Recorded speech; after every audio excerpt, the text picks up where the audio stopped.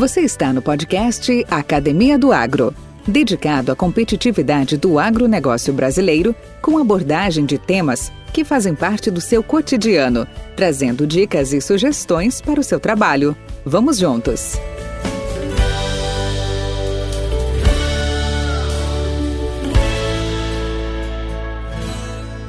Olá, Marcos Oric, bem-vindo à Academia do Agro, tudo bem contigo?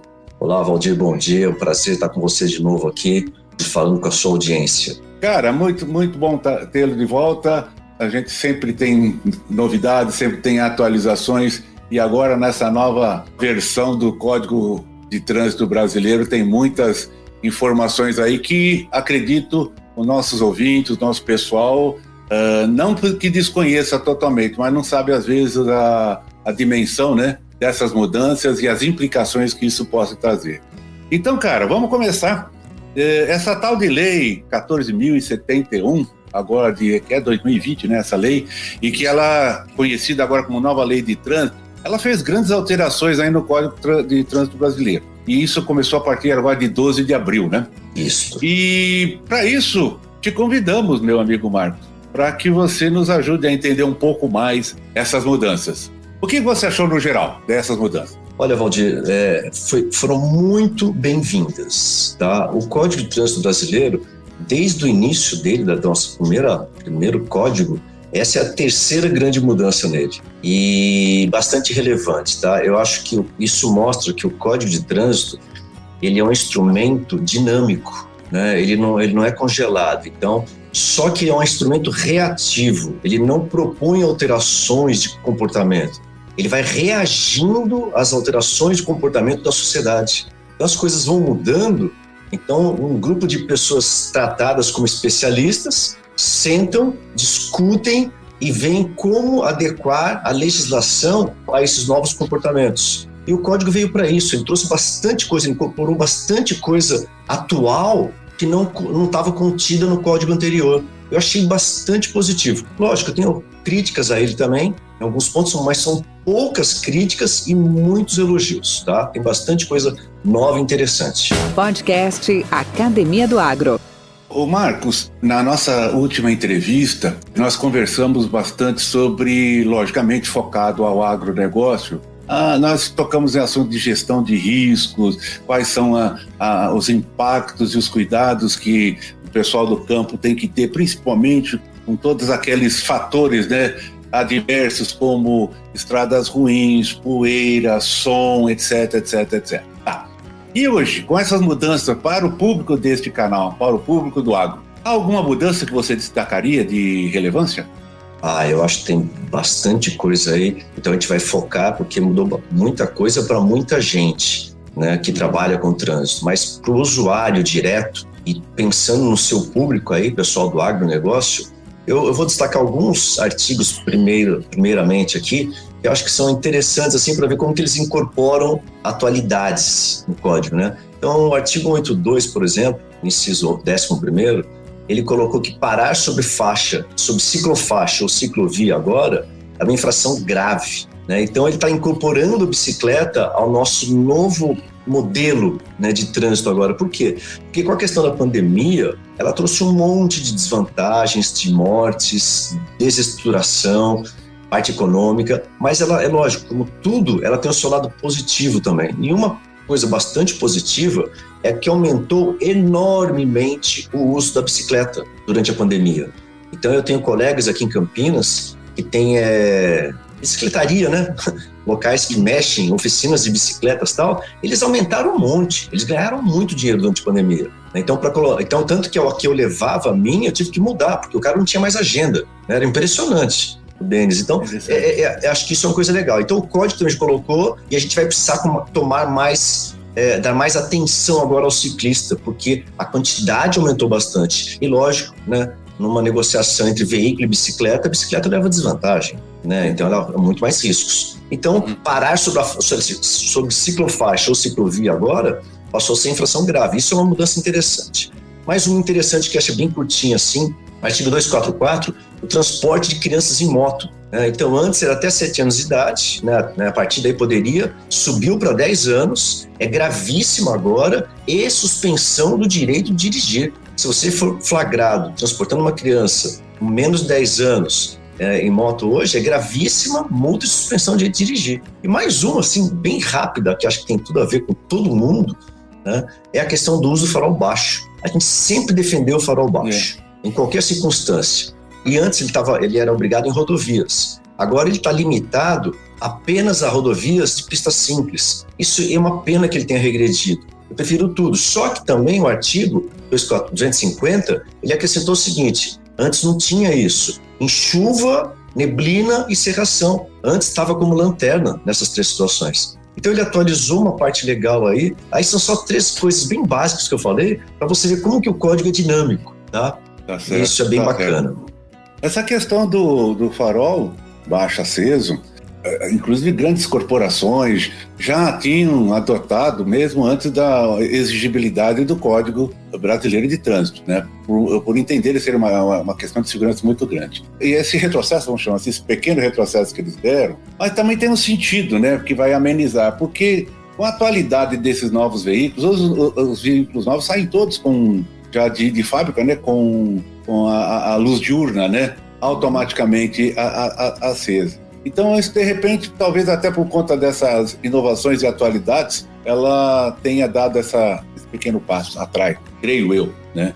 Talvez eu esteja enganado, mas talvez seja isso. É assim, então, nesse caso, eu tenho uma opinião diferente. Eu acho que a DRL é Daylight Running Lamp, é a luz de rodagem diurna. É aquele filetezinho de LED, tá?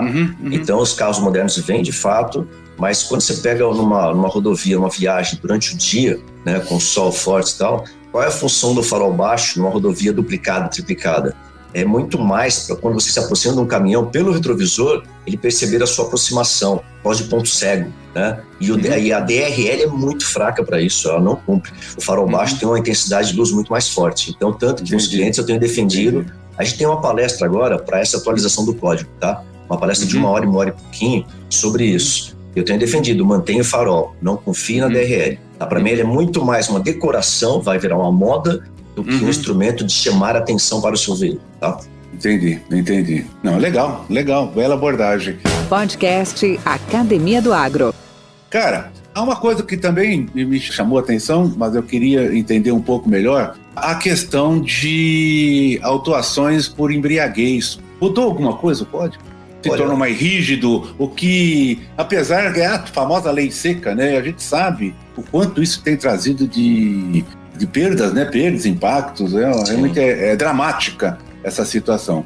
Houve algum aumento em termos de penalidades, maior vigilância em cima disso? Na Lei 14.071, não, assim, diretamente, porque a última alteração, né, no artigo 65, que é o que trata sobre ingestão de bebida alcoólica e direção, é a Lei 11.705 de 2008. Né, e ali é gravíssima, 7 pontos, a multa vezes 10 e suspensão do direito de dirigir por 12 meses. Então, isso é de 2008, são 12 anos já em vigor, 12 anos. E agora não mudou nada, não. Agora, eu acho que isso aí, Valdir, quando fala da Lei Seca, artigo 65, foi bom você tocar nesse assunto aí, porque ele não está contemplado nessa mudança do código, mas eu acho que é um artigo que a gente dirigir sob efeito de álcool é muita irresponsabilidade, é muita, porque o álcool ele altera as 3 fases do nosso processo, tanto a nossa percepção dos fatos, a gente está com visão, a gente está mais lento, o tempo de reação também vai estar alterado, e a execução da manobra emergencial em caso de imprevisto também está alterada, porque a sua coordenação motora já não é mais a mesma, independentemente da quantidade de álcool ingerido. Né? Você tomou um cálice de vinho, uma cerveja, uma caipirinha, meu amigo, você não é o mesmo, tem alteração ali. E agora tem gente que fala assim, mas o limite é muito baixo. Ele tem que ser baixo, porque um cálice de vinho, para você faz um efeito, para mim faz outro. E para o Zé faz outro, e para a Maria faz outro. Ninguém sabe, não tem um padrão. Então, para mim, eu acho perfeita a frase. Se bebeu, não dirija. Vai dirigir, não beba. Ponto. É isso. Não misture as duas coisas. Você quer beber? Beba à vontade, meu amigo. Mas tem alguém que dirige por você, né? Afaste-se dessa tarefa. É uma incompatibilidade muito grande. na minha opinião, beber e dirigir, falar ao celular e dirigir. Essas duas coisas, elas não são miscíveis. Nem celular, nem bebida com direção. Cada coisa no seu ponto, no seu lugar, no seu momento. O Marcos, vamos aprofundar um pouco mais essas mudanças. A validade do CNH mudou, o sistema de pontuação também. Você citou até algo relativo ao que exerce atividades remuneradas. Pode explicar um pouco mais quanto a essas mudanças? Eu acho, sinceramente, esse é o ponto nevrálgico para o seu público, principalmente, tá? Porque aí mudou bastante coisa em relação à CNH. Bastante coisa. Quando eu falo que o código é dinâmico, eu vou começar assim, pegar o artigo 159, né, que colocou assim, a CNH é expedida em meio físico ou digital, que é a CDT, que é a Carteira Digital de Trânsito. Então, eles já incorporaram nesse código o app, né, o aplicativo onde você monta a CNH. Agora ele é formal, está escrito no código, vale como documento. Né? Então, eu gosto de fé pública e é um documento de identidade. Se tiver com o celular, com a CNH ali digital, acabou, meu amigo, vale ela. Então, eu acho que isso aí, todo mundo onde tem, né, onde o estado que já tem, se conseguiu baixar o aplicativo, vale a pena ter. Vou te dar um exemplo bem rápido. De setembro do ano passado, eu fui de moto aqui de Campinas para Uberlândia. E a hora que cheguei pertinho de Uberaba, lá parei num posto e tal, aí eu precisei comprar um negocinho, tomar um refrigerante e tal. Aí a hora que fui pegar, eu falei, cadê minha CNH? Não tava comigo. Eu falei, não é possível que eu fiz uma besteira dessa, né?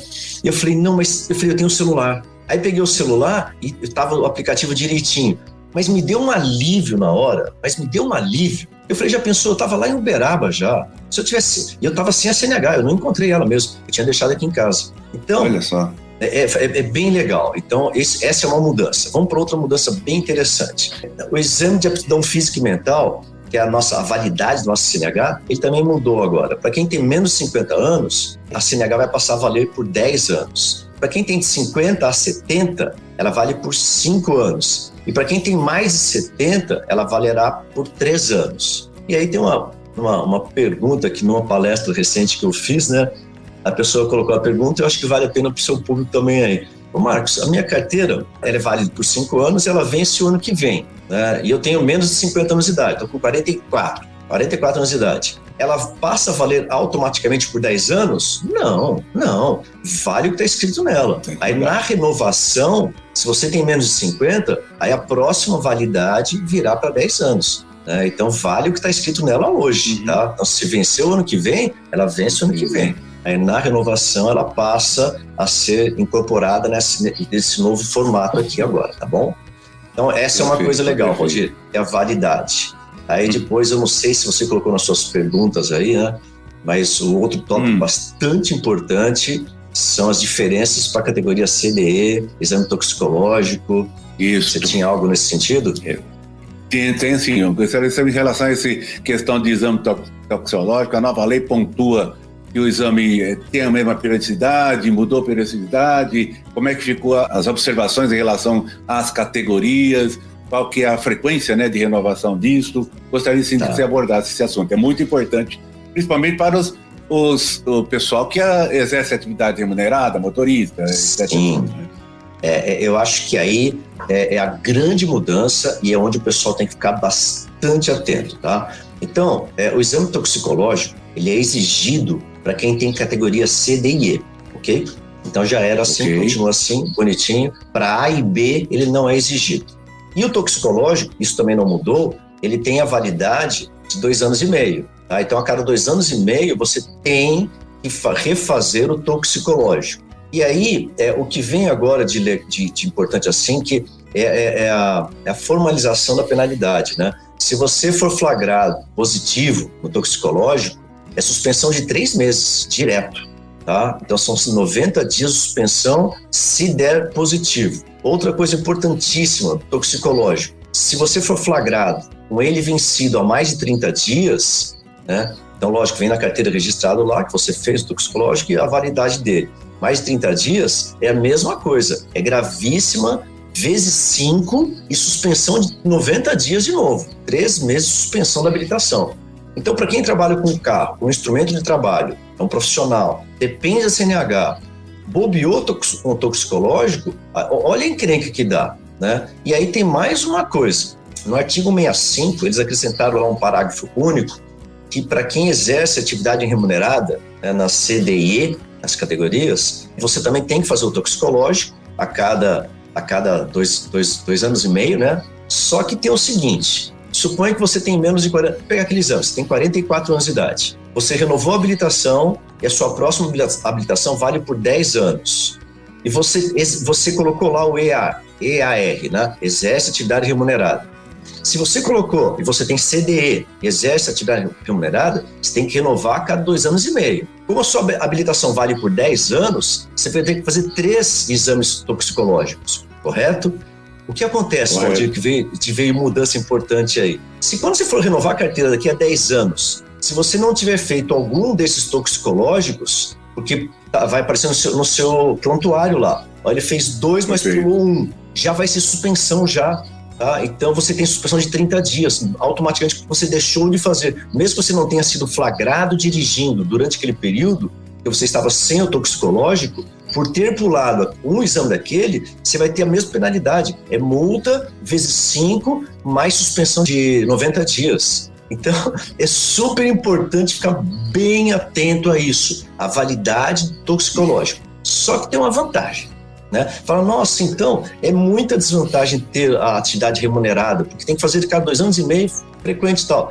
Tem a desvantagem, mas tem a grande vantagem também. Quem exerce atividade remunerada, CDE, a pontuação dele é sempre 40 pontos, então ela não tem essa graduação que foi mudada no código, a gente fala daqui a pouquinho sobre ela. E quando ele chega com 30 pontos na pontuação, ele pode fazer o curso de reciclagem lá, e ele zera toda a pontuação. Então, esse cara não perde a carteira se ele quiser. Então, chegou nos 30, ele faz o curso. Então, isso é uma exclusividade para quem exerce atividade remunerada, tá? Se bem que eu falo assim, ó, quem exerce atividade remunerada é profissional, CDE, ficar acumulando 30 pontos, tem a dó também, né? Então, tem o outro lado. A gente espera bom comportamento desse pessoal. Eles são profissionais, eles dependem do carro. Deveria dar bons exemplos no trânsito. É isso. É verdade. E quem tem uma carteira com essa categoria CD e E, mas não exerce atividade remunerada, tem a mesma penalidade? Por exemplo, você está dirigindo um veículo que não está na categoria D, por exemplo. Não está dirigindo uma van, não está dirigindo um ônibus, não está dirigindo um caminhão dentro de uma metragem, está dirigindo seu veículo particular. Ou não tem mais atividade remunerada, vamos chamar assim, mas ele tem a carteira profissional. Se ele foi flagrado sem a renovação do exame toxicológico, ele fica à mercê das mesmas multas? Vamos pegar um exemplo assim, ó. Suponha que você tem a categoria C, só que você não colocou lá que você exerce atividade remunerada. Perfeito. Então, você tem que fazer o toxicológico, ele vale a cada 2 anos e meio, e quando vencer, você tem aqueles 30 dias para renovar, certo? Perfeito. O que acontece é que quando vencer sua carteira daqui a 10 anos, se você tiver pulado um período desse, você não vai ter a suspensão, né? Se você não foi flagrado naquele período, no momento que você estava com o exame vencido, não é depois de 10 anos que eles vão te pegar. Eles vão pegar só quem exerce atividade remunerada, tá? Ok. Perfeito. Essa é a diferença. Beleza. Podcast Academia do Agro. Cara, e vamos voltar agora, nas validades CNH, comentamos o sistema de pontuação. Como é que ficou isso agora? Olha, teve muita discussão nessa parte da pontuação, muita gente foi contra, né? Muita gente foi contra, mesmo que na MP, nós somos em 3 sócios, eu tive sócios contra daqui, eu era voto vencido, né? E eu fui a favor, eu achei bem legal essa graduação, porque, por exemplo, você está em Goiânia, você tem um pessoal que está em Recife, tem um pessoal que está em Parauapebas, entendeu? Tem um pessoal que está lá em Santa Cruz, e um pessoal que está aqui em São Paulo. São realidades de trânsito muito diferentes. Então, em São Paulo tem a questão do rodízio, por exemplo, né? E às vezes você esquece o rodízio, né? Eu já tive multa de rodízio, algumas, né? Sabe quando você sai de uma reunião, você sai meio pensando ainda, você tá aí naquela... E você, que lembrar de rodízio nada, né? Só que são 4 pontos, né? Então tudo bem, é pouquinho, é inflação média, tal, legal. Então, o que mudou no código agora? Se você somar, chega lá nos 20 pontos, você somou 20 pontos, tem alguma gravíssima nesses 20 pontos? Não tem nenhuma gravíssima. Então, seu limite é 40. Toca o pau. Não acontece nada com a sua CNH. Se você chegou em 20 pontos, né? Você fala, deixa eu ver que multas que eu tive aqui. Eu tive uma gravíssima. Se eu tive uma gravíssima, o meu limite são 30 pontos, não são os 20.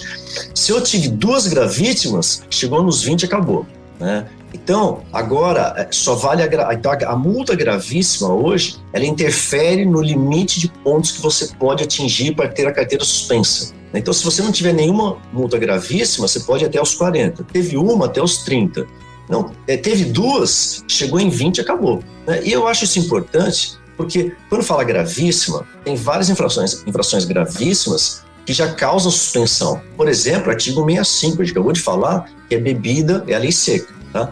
Mas, vou supor que você tem gravíssima, você tem velocidade acima de 50%. Ou você ser flagrado acima de 50% da máxima permitida, tenha dó, né? Então, às vezes, é uma distração muito grande ou uma irresponsabilidade, é uma opção sua andar daquele jeito. Tem a de semáforo também, né? Então, você tem algumas infrações gravíssimas que elas impactam diretamente na segurança, não só sua, mas de todo mundo que está ao seu lado, está próximo de você no trânsito. Então, eu concordo, quem não tem gravíssimas, tem leves, médias, ele pode, às vezes são infrações tão bobas, né, que ele é penalizado já com a pontuação, com o valor da multa, mas não precisa ser com a suspensão da habilitação. Então, eu concordei com essa graduação, tá?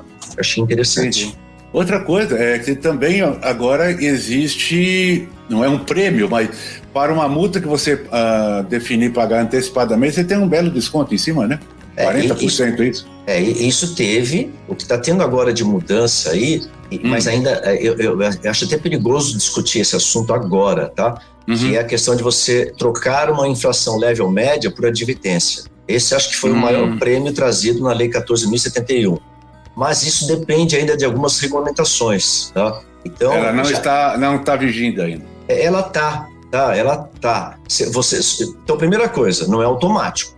Então, você tem que entrar com um pedido de conversão para advertência. Então, não é nada automático. Eu tive leve e média, a primeira infração minha, eu não vou nem dar bola porque vai ser advertência. Não. Você tem que ir atrás, solicitar isso aí, mas isso ainda depende de algumas regulamentações de estado para estado. Então, toma cuidado, tá? Agora, em relação ao desconto por pagamento antecipado, isso acho que vale em qualquer meio financeiro. Isso é super importante. Se você pode antecipar o pagamento, você tem um desconto ali. Isso é interessante, tá? Mas acho que a maior vantagem que teve agora foi a questão de você poder, para quem não tem histórico de infrações ainda, né, então você pode converter a leve e média para advertência. Entendi. Marcos, bacana, cara. Muito bom te encontrar, muito bom você nos trazer essas atualizações. A gente vê o quanto que muita coisa passa desapercebida nessa rotina maluca que a gente tem, na correria do dia a dia, e a gente não se atenta a alguma dessas alterações.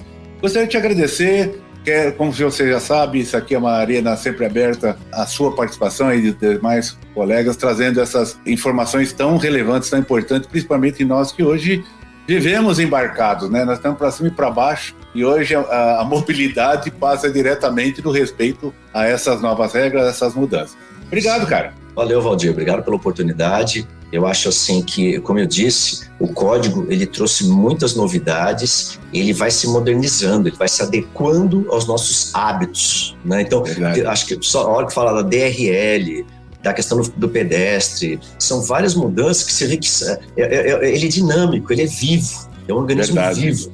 Né? Isso é super interessante para a gente dar importância a ele também. E uma vez estabelecida uma regra que foi estudada, elaborada, discutida por um grupo de pessoas tidas como especialistas, de repente nem todo mundo porque são políticos que fazem isso aí, né? Mas a intenção é sempre das melhores. Veja o que mudou de positivo nesse código, muita coisa bacana. Agora, pode ter erro? Pode, porque são todos humanos, a gente erra também.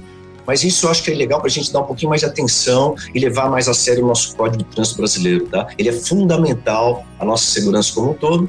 E acho que mais uma coisa importante, ainda falando de segurança no trânsito, que eu acho que vale o comentário em relação à pandemia, Valdir, é o seguinte, com a pandemia, a gente teve uma redução muito drástica na quantidade de viagens. É o que você falou também. A minha quilometragem atual, eu estou dirigindo menos de 1.000 por mês, porque é tudo online. Então, eu cuido dos cursos presenciais, das palestras. Então, acabou a viagem, é tudo online. Eu estou rodando menos de 1.000 por mês. Então, com essa redução de viagens, o que acontece? A gente vai ter uma mudança muito drástica na base de dados. Então, as comparações estatísticas do que era o trânsito até 2019 do que ele é agora, vai ter uma alteração brusca, porque não tem parâmetro mais, a gente está sem parâmetro. Então, a gente não pode confiar, a gente vai ter que tomar muitas decisões agora até reconstruir uma base de dados. Isso é super perigoso. Então, eu vou só te dar uma informação importante que vale para os seus ouvintes também. Mas reduziu a quantidade de viagens, deve ter melhorado a segurança no trânsito. Negativo. Na ANP, o nosso histórico de óbitos, de 2000 até 2018, era de 3 óbitos a cada 2 anos. Então, 1,5 óbito, não existe meio óbito, né? Mas 1,5 óbito por ano. 3 óbitos a cada 2 anos. 2020, nós tivemos 4 óbitos. A gente fechou abril desse ano com 4 já. Então, o que isso significa? Quer dizer, é uma coisa fora do normal. Redução de viagens e aumento da severidade. Por quê? Porque nós estamos atrapalhados mentalmente, psicologicamente, tem gente com medo, tem gente com pressão econômica, questão de emprego, e só para ver o quanto essa parte mental e psicológica influencia no trânsito. Fiquem atentos, não pode bobear, tá? Cara, que dados interessantes que você trouxe, hein? Cara, impressionante. É impressionante. Marcos Orrick é nosso pesquisador, consultor, palestrante no assunto trânsito, mais de 25 anos em atividade, através de palestras e treinamentos, tanto teóricos como práticos, sempre em company, e já treinou até 2020, com certeza, mais de 50 mil pessoas nesse país. 65 mil. Atualizando o número, 65 mil pessoas. Então, aqueles que tiverem interesse em conhecer um pouco mais profundamente esses tópicos, esse assunto, contar aí com a participação do Marcos na sua empresa ou nas suas informações, no nosso descritivo do podcast vai ter o contato dele, o e-mail dele, o site dele. Fique à vontade ou entre em contato com a gente os coloca em sintonia. Obrigado, Marcos. Fica com Deus. Grato aí pela sua atenção. Valeu, Valdir. Obrigado pela sua oportunidade e até uma próxima nossa aí. Até mais. Abraço. Tchau, tchau. Mentes brilhantes incentivam outras. Crônicas do Agro. Com seus especialistas e líderes comentando, opinando e analisando diversos assuntos através da sua ótica e de sua experiência. Seja você o fator multiplicador. Boas práticas. Boas ideias.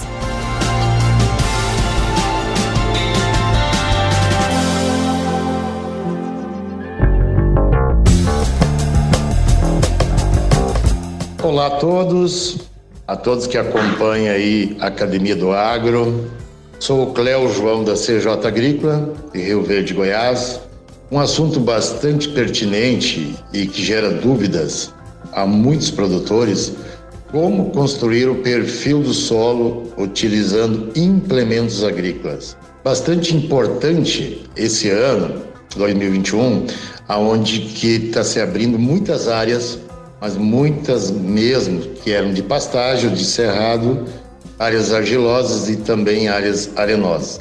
Vou falar um pouco sobre a utilização de grades subsoladoras. Primeiro passo, numa área mais argilosa, vamos falar assim, acima de 40% de argila, o que nós recomendamos quando vamos fazer o perfil do solo?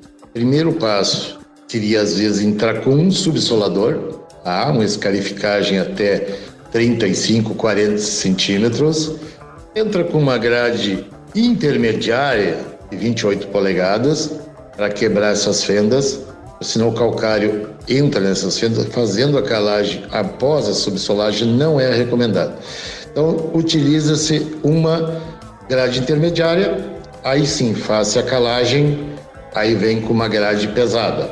O que seria uma grade pesada? Uma grade acima de 36 polegadas. De 36 até 42 polegadas tem uma boa penetração após a subsolagem e a grade intermediária. Aí sim faz esse revolvimento do calcário já aplicado. Tá? Entra com uma nova gradagem, né? Ou seja, 2 gradagens profunda após a aplicação do calcário. Só para vocês terem uma ideia, uma grade de 36 polegadas, ela faz um perfil de 36 centímetros.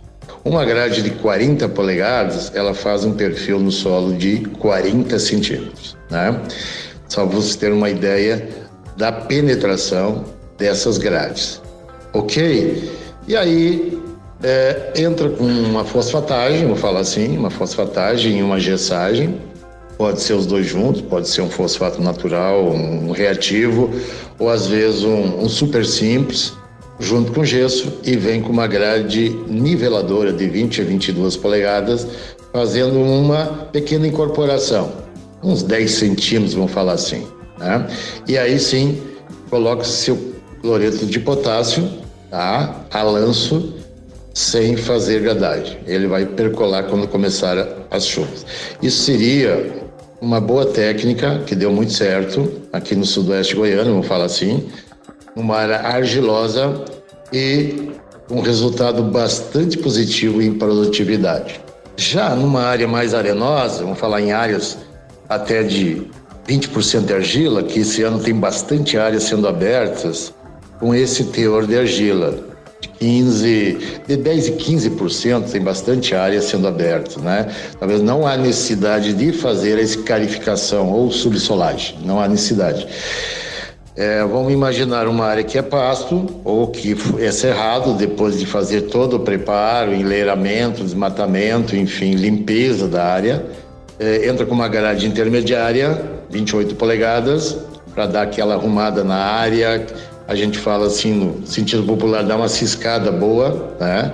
Uma pequena incorporação, aí sim, entra com a calagem. E aí vem com já 2 grades pesadas, como eu falei no vídeo anterior, com 2 grades acima de 36 polegadas, fazendo um bom revolvimento de solo, misturando bem esse calcário. E o calcário, para ter uma boa reação no solo, ele tem que estar bem revolvido com o solo, né? Bem revolvido.